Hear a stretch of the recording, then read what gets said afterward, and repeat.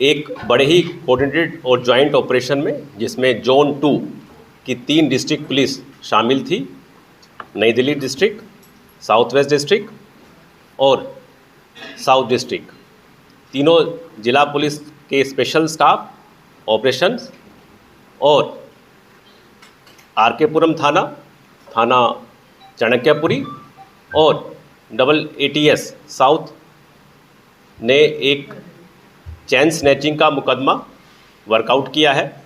ये chain snatching 4 अगस्त को सुबह चाणक्यपुरी में रिपोर्ट हुआ था, जिसमें ऑनरेबल MP के साथ ये घटना, दुर्भाग्यपूर्ण घटना घटी थी।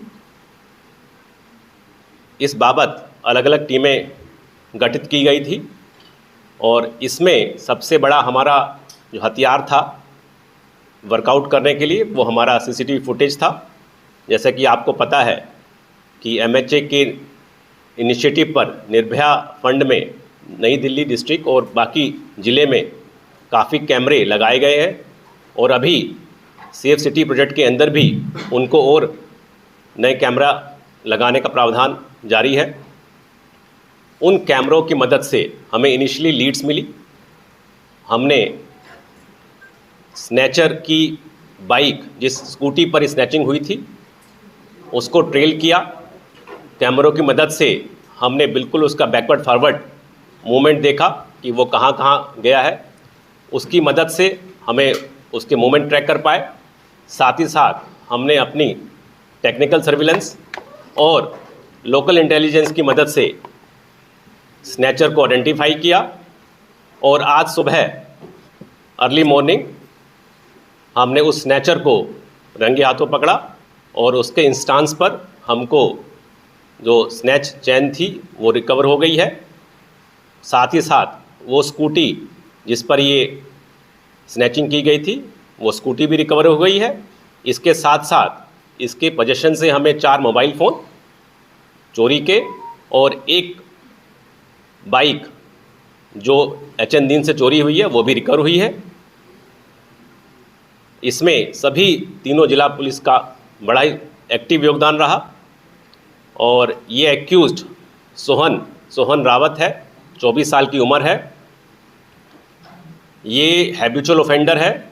इस पर 26 मुकदमे दर्ज हैं और लास्ट ये अप्रैल 2025 में अंबेडकर नगर थाने में व्हीकल चोरी के मुकदमे में बंद हुआ था और अभी फ़िलहाल 27 जून को ही ये बेल पे बाहर आया था।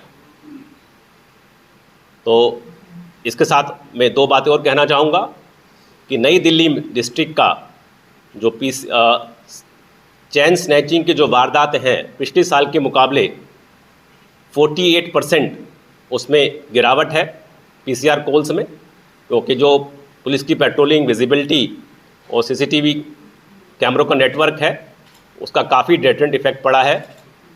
साथ ही साथ डिटेक्शन रेट है नई दिल्ली डिस्ट्रिक्ट की, वो 83% है। इस साल 17 में से 14 मुकदमे वर्कआउट हैं, जिसमें कि हमने स्नैचिंग की जो भी आर्टिकल हो, चाहे मोबाइल फ़ोन हो या चेन हो, उसको रिकवर किया है।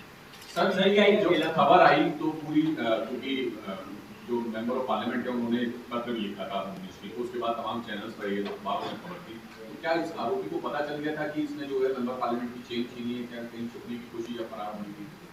इसने छुपने की कोशिश की थी, बट जो कि मीडिया पर था तो इसको आभास हो गया था। बट जैसा कि हमने अलग अलग टीमों की मदद से इसको हम एक्टिवली ट्रेल कर रहे थे और उसी का नतीजा है कि ये हमने विद इन 48 आवर्स इसको वर्कआउट कर लिया। सर, जिस प्रकार MP मैडम की जो चेन स्नैचिंग हुई, उस पर पुलिस ने बड़ी मुस्तैदी से कार्य करते हुए इसको बहुत जल्दी वर्कआउट कर लिया।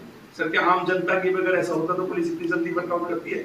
यही मैं आपको बताने की कोशिश कर रहा हूँ कि अगर आप डाटा देखें, नई दिल्ली के 83% डिटेक्शन रेट है और साउथ ज़िले की मैं बात करूँ 65% वहाँ भी वर्कआउट है।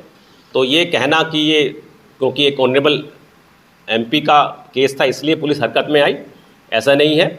हमारे लिए कोई भी व्यक्ति हो जिसकी स्नैचिंग हुई है, जिसका वारदात हुई है, उसके साथ हम खड़े हैं और हमारा भरपूर प्रयास रहता है कि जल्द से जल्द उस वारदात को सुलझाएं और उसमें कामयाबी हासिल करें। सर स्नैचिंग की वारदात में स्नैचिंग की वारदात में इससे पहले भी इतनी बड़ी पुलिस की टीम बनी है, जैसा कि आप कह रहे हैं कि आम लोगों के लिए आप वैसे ही केस वर्कआउट करने की कोशिश करते हैं, क्या इतनी बड़ी टीम एटीएस, लोकल पुलिस और 3 जिले साथ में काम करें? क्या इससे पहले किसी स्नैचिंग की वारदात में इतनी बड़ी टीम आपने कभी बनाई सर? जी, अगर आप इसका वारदात देखें, ये वारदात जो हुई है वो बेसिकली साउथ वेस्ट और नई दिल्ली का बॉर्डरिंग एरिया हो जाता है, और उसके बाद इमीडिएट बाद जो हमें इसकी ट्रेल मिली वो साउथ वेस्ट की तरफ मिली।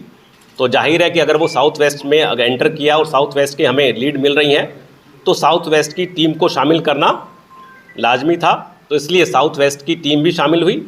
और जैसे ये आगे हमें ट्रेल मिली कि ये साउथ के अंदर एंटर कर गया है, क्योंकि इसकी हमको ट्रेल मिली आश्रम चौक और उसके बाद साउथ की तरफ, तो इसलिए हमने साउथ की टीम को भी इन्वॉल्व किया ताकि लोकल इंटेलिजेंस, क्योंकि टीवी से हमें सिर्फ इतना मालूम चल पाया कि ये मूवमेंट, बट इसकी आइडेंटिटी उससे इस्टेब्लिश नहीं हो पा रही थी। तो ये हमारी फर्दर जो तलाश थी वो लोकल इंटेलिजेंस और टेक्निकल सर्विलेंस की मदद से हम इसको ट्रैक डाउन कर पाए।